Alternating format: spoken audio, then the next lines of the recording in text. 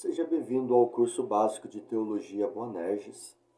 Estamos aí no nosso 26º módulo falando sobre a apologética e hoje vamos dar continuação aí, ao estudo falando sobre a divisão do Antigo Testamento. Eu não vou me ater muito a essas informações, até porque temos aí várias informações sobre as divisões. Lá nas primeiras aulas tem uma informação completa. Eu vou fazer essa aula um pouco assim mais rápida, no quesito das informações.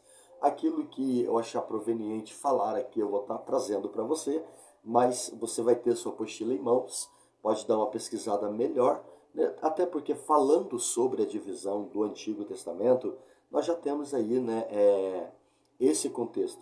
Nós entendemos então que a divisão do Antigo Testamento ela vai ser dividida em três partes importantes.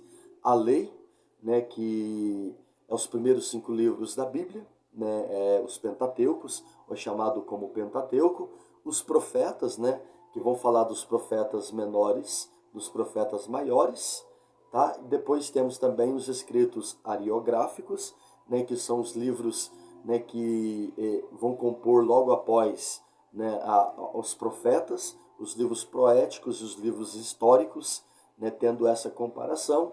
A sumária histórica de todo o cano sagrado, ao examinarmos todas as evidências a respeito da inclusão do livro, entre elas consideramos considerados os livros sagrados pelos judeus, deve-se observar aí então 3 divisões em que vão agrupar, como já foi falado, a lei e os profetas, e todo o comportamento toda essa composição da Bíblia, essa montagem da Bíblia, ela surgiu dentro desse ponto, dessa declaração, tendo a lei, tendo os profetas e tendo os escritos, que é algo importante dentro da sumária histórica, dentro de essa declaração. O Pentateuco samaritano, que é a data vai cismar aí e vai ter uma realização por ocasião das construções da cidade de Jerusalém, ela vai ser algo assim que vai entrar no período de Neemias, de Esdra, que é considerado o Pentateuco samaritano e que tem um conteúdo histórico, um conteúdo de pesquisa e pesquisas assim que são relevantes para agregarmos dentro do contexto bíblico. Os profetas deveriam ter sido o segundo grupo dos livros a serem aceitos de forma divinamente inspirada no prólogo do Eclesiásticos. Jesus ben Siraque, cerca de 132, ele vai escrever que os judeus tinham já 3 divisões da sua Bíblia hebraica: os profetas e os outros livros no livro eclesiástico. Jesus ben Siraque, o avô, a cerca de 180 a.C., vai mencionar Jeremias, Isaías e os 12 profetas menores e dá uma evidência de que o cano já estava fechado naquela época e que não havia mais como incluir nenhum outro livro. E quando foi concluída, então, a terceira parte da Bíblia hebraica? Bom, as referências dos termos em Macabeus, Joséfo e o Novo Testamento indica que Jesus e os apóstolos possuem o Antigo Testamento substancialmente, como nós temos hoje. E a data da versão de 70, na versão de 70, pode esclarecer este assunto. Todavia, acredita-se que alguns, ou acredita que eles não foi aí terminado antes de 100 anos antes de Cristo, ou mesmo até um pouco mais tarde. Não há qualquer evidência de que os livros apócrifos que aparecem na Vulgata Latina tivessem sido escritos na coleção sagrada do judeu. Jerônimo, mesmo que fez a versão, nega tal validade, entendendo que os livros apócrifos eles aconteceram em um período interbíblico. Quando você sai de Malaquias e vai para Mateus, tem aquela página que divide um livro do outro, parece algo proposital, mas é um colapso na história de 400 anos, é um colapso na história, e nesse colapso, nesse tempo, entre Malaquias e Mateus, no meio desse tempo, surge-se então esses livros que são chamados de livros apócrifos, livros que não são aceitos né, no contexto da Bíblia. Foi um período de apostasia, foi um período de afastamento, foi um período onde não se havia, né, onde não se tinha mais temor à palavra de Deus.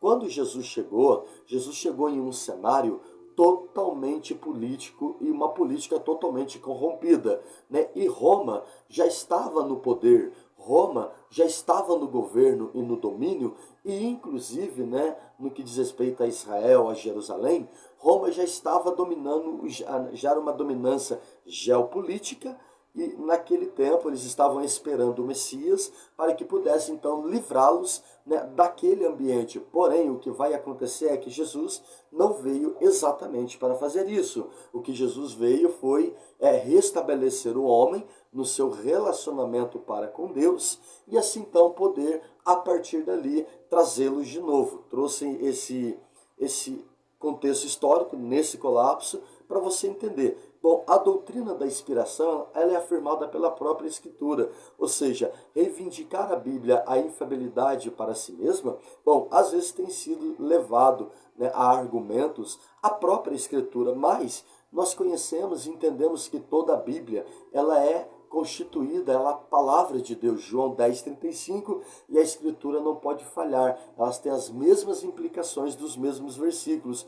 Timóteo 3,16 fala, toda a Escritura é inspirada por Deus, ou conhecido como Theopneustos, né? É útil para o ensino no contexto do Novo Testamento, pode ser facilmente estabelecido que a palavra Escritura é grape e que vai se referir ao cano inteiro aí dos 39 livros do Antigo Testamento, conforme hoje temos em mão aí, né, o Velho e Novo Testamento. Segundo Pedro 3,18, dá a entender que as epístolas neotestamentárias de Paulo também gozam da mesma situação das escrituras inspiradas, que é o grapai, e é por isso que ela é incluída, e é por isso que Paulo tem as suas cartas incluídas na Bíblia, é por isso que o livro de Paulo, é por isso que Paulo ele vai escrever uma boa parte do Novo Testamento, considerando a importância, né, e conferindo, né, toda a veracidade desse fato. Hebreus 1, do 1 ao 2, havendo Deus falado pelos profetas, falou-nos pelo Filho. Esta palavra reivindicam, né, para os escritos dos profetas do Antigo Testamento a mesma infabilidade que pertence às mensagens do próprio Cristo registradas no Novo Testamento. Tendo 1 Pedro 1, do 10 ao 11, foi a respeito desta salvação que os profetas do Antigo Testamento falaram e trouxeram tal declaração e tal afirmação. A antiguidade. Bom, há uma coisa importante a ser dita, tá? Os 6 dias da criação e a idade do mundo.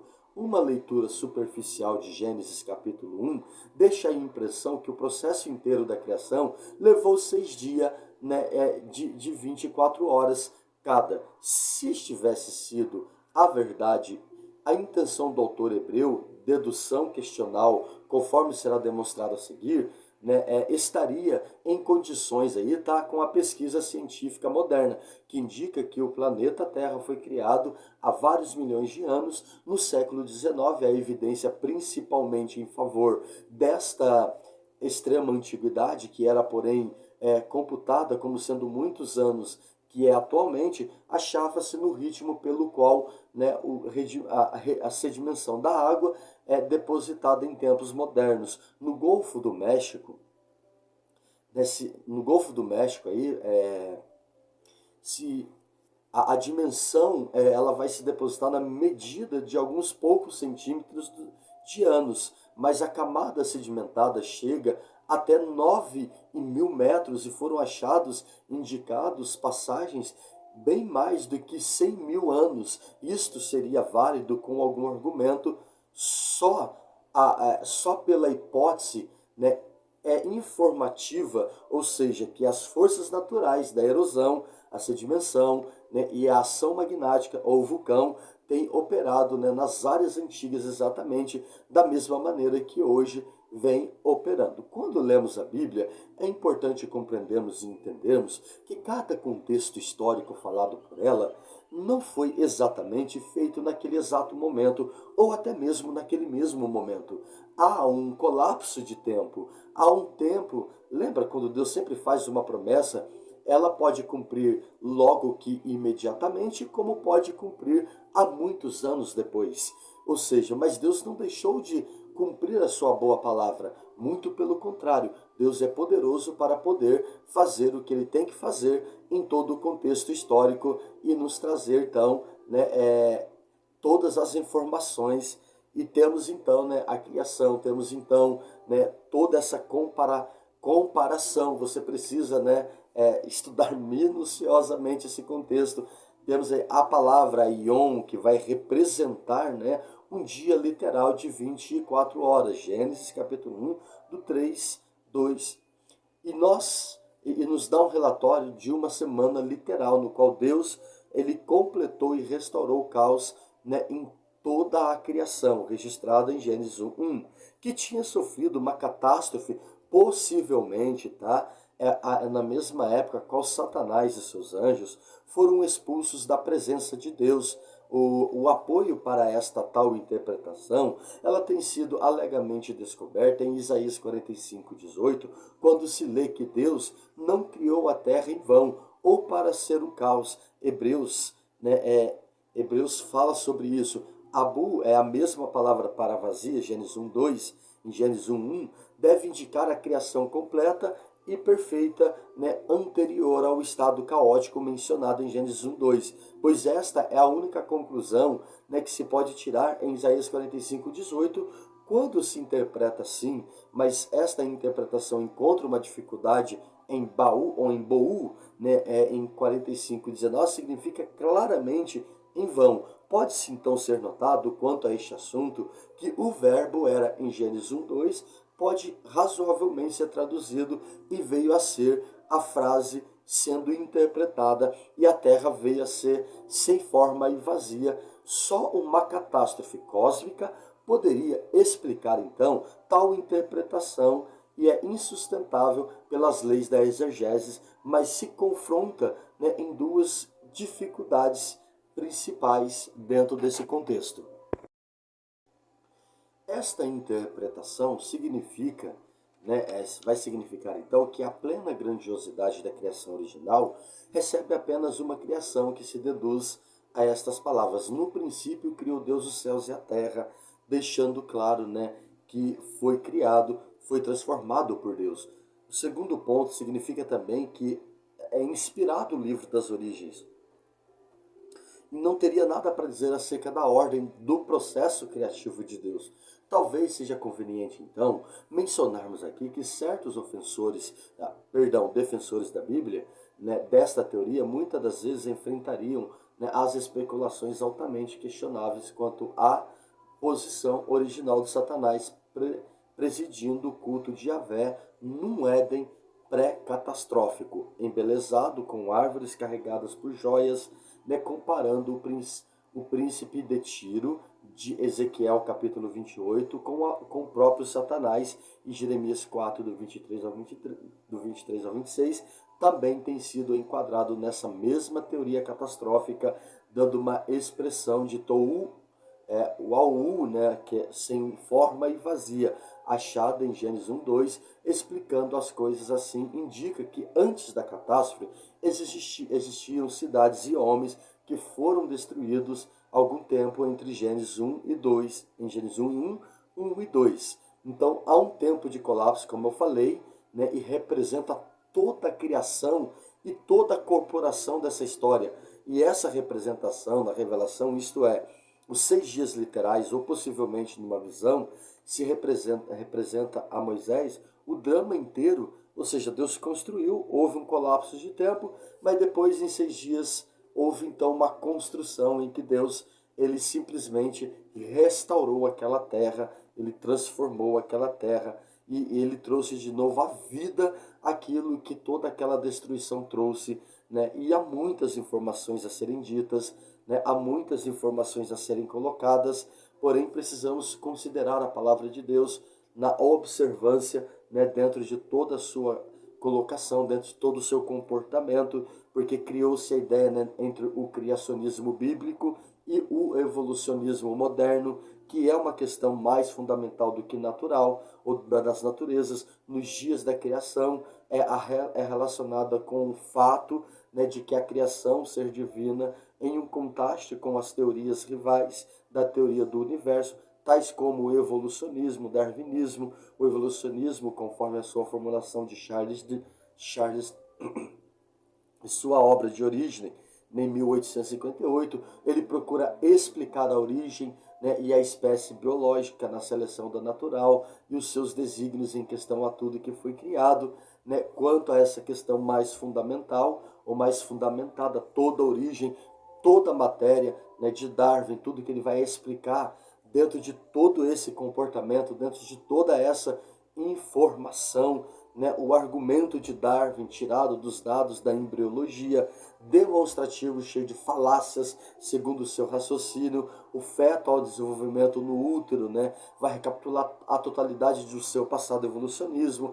Então ele vai falar de uma ideia de evolução. A gente entende que não há uma evolução, que Deus ele foi criando todas as coisas, ele foi dando uma continuidade a essa criação, a essa sobrevivência. Em resumo, a essa teoria darwinista, ele vai explicar os dados da biologia muito menos adequadamente do que a afirmação em Gênesis capítulo 1, diz que foi uma explosão do Big Bang, e aquela explosão toda deu a criação a tudo que existe, e enfim, há tantas outras informações, há tantas outras declarações minuciosas em questão, né, as escrituras, né, que as histórias, as pesquisas tenta de alguma forma invalidar toda a afirmação bíblica, né, sobre a raça humana, toda a criação bíblica, sobre tudo que Deus fez, né, e tudo o que Deus ele relacionou. A antiguidade da raça humana,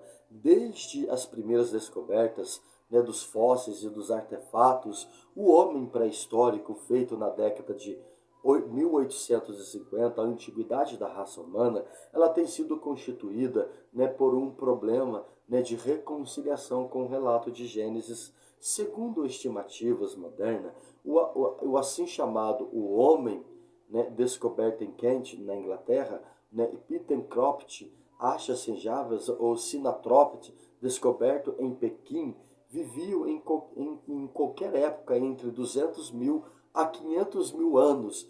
Todos eles demonstravam diferenças marcantes, né, do homem sapiens, sem dúvida, né, alguns paleantrópolos reconheceram, né, que há uma diferença dos dentes e do crânio, e parece ser tão marcante com aqueles que comumente seriam considerados aceitável para justificar então uma distinção genética entre o gorila, o chimpanzé, quanto ao homem, né, de Neandertal, que comumente a data de 50 mil a 100 mil anos, mesmo o escritor, né, vai declarar as diferenças esqueléticas entre estes. O Homo sapiens são realmente do mesmo montante, ou seja, uma evolução do homem. O homem era um sapo, ou o homem era um macaco, perdão, né? O homem era um macaco, ele foi, né, se modulando no decorrer da história, e então a partir dali, né, o homem evoluiu para isso que ele é hoje, que é uma declaração tanto quanto absurda e uma afirmação tanto quanto louca e insana, tá? Porque em Gênesis capítulo 1 temos a história, né, da criação, e se uma história segue a outra, se uma raça segue a outra, Deus criou o homem como de fato ele o é, e foram então sendo seguindo, né, continuamente aquele contexto histórico, né, seguindo aquela genética, né, para ser claro que hoje o homem é muito mais desenvolvido, né, dentro da sabedoria, dentro do entendimento. Sim, né, os recursos são outros, claro que sim. Bom, quanto ao relacionamento entre Gênesis 2 e Gênesis 1, já foi indicado, né, que o emprego do momento divino, que é o Elohim e Javé, podem ser reconciliado perfeitamente com a unidade da teoria, sendo por Elohim, né, Deus, e era o nome apropriado para o contexto fora da aliança mosaica. Supondo-se que foi ele o autor do livro inteiro, né, pode muito bem, né, ter empregado este nome exclusivamente para o relato da criação de capítulo 1, né, empregando o nome Javé, e a maior parte no capítulo 2, ao tratar da aliança que foi estabelecida entre Deus e Adão. Questões que têm sido levantadas quanto, né, à seriedade de se aceitar as narrativas inteiras sobre Adão e Eva e a serpente no Jardim do Éden como uma história literal, muitos preferem considerar um simples mito ou uma fábula dita supra-histórica segundo um contexto contado, no qual o colapso moral do homem descreve-se através de um episódio fictício, ou seja, de que isso não aconteceu, de que isso é um conto histórico, né, para entender como que o homem ele se perdeu, né, em todo esse contexto e foi então, né, se afundando no pecado e nos seus prazeres. Mas temos aí, né, todo um desenvolvimento histórico, aprovando todo esse contexto histórico, trazendo, né, sobre esse contexto histórico, né, a palavra de Deus, né, e trazendo aí assim um comportamento tal qual. Bom, temos a partir da queda do homem, né, a primeira destruição, o dilúvio, né, sempre foi um assunto de controvérsias, né, e questionamento. Isso deve muito aos fatores de Alfred, tá, em sua comunicação em obra O Dilúvio diz muita razão, né, até há cerca de 100 anos atrás, o fato histórico do dilúvio era quase universalmente aceito, não só pelos membros da Igreja Católica Protestante, mas também pelos homens da ciência. Surgiu então a doutrina denominante uniformitarista, né, e com ela darwinismo, na catástrofe do dilúvio, não se encaixou no sistema. Foi rejeitado por motivos geológicos, biológicos e históricos. O livro do texto, né, desta ciência continuam, né, ignorar totalmente o dilúvio, e qualquer pessoa, né, que ainda continue seriamente defender a crença do dilúvio universal encontra a oposição de desprezo ao ridículo e até mesmo muitos setores da igreja. Não obstante, tá, a tradição evangélica tem aceito a literalidade do fato do dilúvio, as suas implicações ambientais e teológicas, mesmo que se tratando de um relato antigo e com número científico insuficiente de informações, né, para traçar um paralelo, mas segundo as concepções atuais da narrativa histórica, o que não é inválida em desmerecer o conteúdo bíblico. A definição clara, né, de Laudelino Freire, né, ele vai falar sobre a inundação extraordinária e a inundação universal que fala da Bíblia, enorme porção de líquido quanto a chuva. O Dicionário Brasileiro da Língua Portuguesa define inundação extraordinária como castigo imposto por Deus aos homens ao tempo relatado por Noé no Antigo Testamento.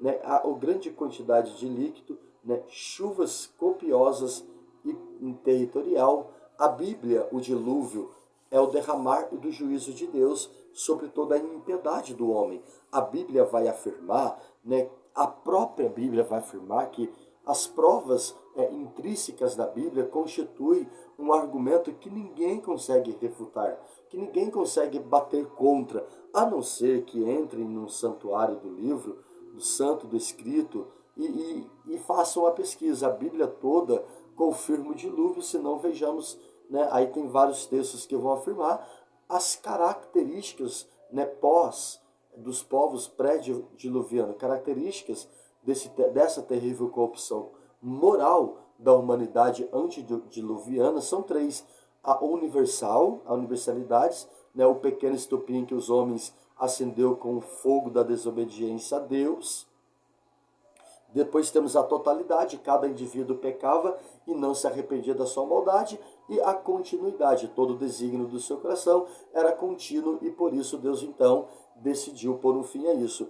E esse tempo que durou, Deus não simplesmente anunciou o dilúvio e ele imediatamente destruiu. Entenda que houve um tempo de clemência, né, que esse tempo foi estabelecido por Deus e foi um tempo de 120 anos. Ou seja, Deus, ele determinou o tempo da destruição, ele disse o que ia acontecer e ele então deu ao homem 120 anos entre o anúncio e o dilúvio, né, o dilúvio quanto à oportunidade que o transgressor teve de abandonar o pecado.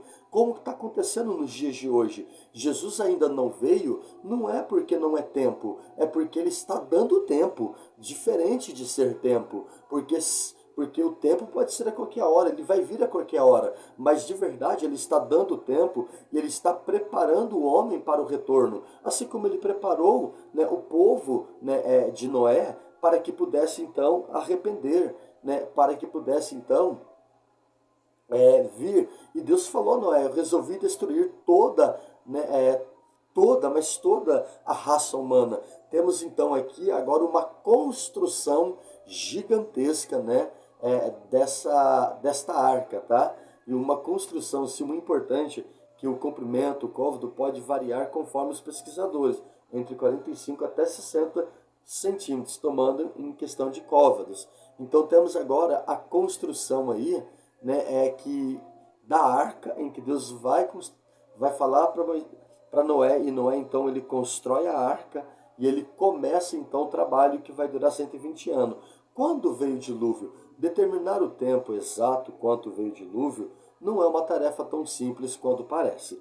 Na realidade, um sem número de tradições sobre o dilúvio, mas nenhuma delas, né, tem assinala de forma correta, né? Platão, em seu imortal Timeu Crínicas, refere-se a um dilúvio ocorrido em 9.000 anos antes de Solo, ou seja, 11.500 anos até nossos dias, né, pelo povo de Carbono. Então é um tempo gigantesco, né, entre um e outro. Quanto tempo durou esse dilúvio? A Bíblia vai omitir o tempo em que veio o dilúvio. No entanto, quanto durou, ela é muito clara aos seus detalhes. No novo dicionário bíblico, né, diz que Noé entrou na arca no 17º dia do segundo mês do ano 600, né, de sua vida. E a terra já estava seca no 27º dia do segundo mês do ano 601, pelo que, se contarmos então, são 30 dias para cada mês. O dilúvio então ter-se-ia prolongado por 371 dias. As chuvas, né, caíram durante 40 dias, direto, incessantemente sobre a terra, né, tanto que a Bíblia fala que a chuva ela caiu, ela desceu do céu e as comportas se abriram e subiu também pela terra. Deus então estava determinado de fato a acabar com todo o gênero humano por causa do pecado. A chuva caiu por 40 dias, né? E as águas continuaram subindo durante aí mais ou menos 110 dias, dando 150 dias. Então as águas diminuíram durante 74 dias, 224 dias, no 40 dias depois o solo do corvo, né, 264 dias. Mais tarde Noé soltou um pombo, né, com a implicação, né, dos outros 7 dias restantes, 271 dias, e então soltou novamente o pombo e com mais 7 dias, 278 dias, e ainda pela terceira vez, mais 7 dias, 285 dias, Noé removeu a cobertura da arca, né, e há cerca de 29 dias, 314 dias, e a terra ficou então seca em 57 dias, dando aí 371 dias. Então a terra ficou 371 dias, né, no total aí inundada, né, até que tudo chegasse, né, ao seu normal. Os ocupantes da arca, né, os ocupantes da arca foram 8 pessoas: Noé, sua esposa, os seus filhos, né, os seus filhos e a esposa dos seus filhos, né. Deus ali salvou aquela família, né, e Deus então criou uma nova aliança a partir dali, né. Deus então começou a trazer a tradição dos povos e começou então um novo contexto. Então eu dei uma boa pincelada, você dá uma boa pesquisada aí, porque esses assuntos a gente já tratou muito deles lá atrás. Então aqui é só recapitulando esse contexto, tá? Então que Deus lhe abençoe em nome de Jesus e até a nossa próxima aula. Na nossa última aula falaremos sobre a tradição dos povos, encerrando também, né, o livro dos apologetas.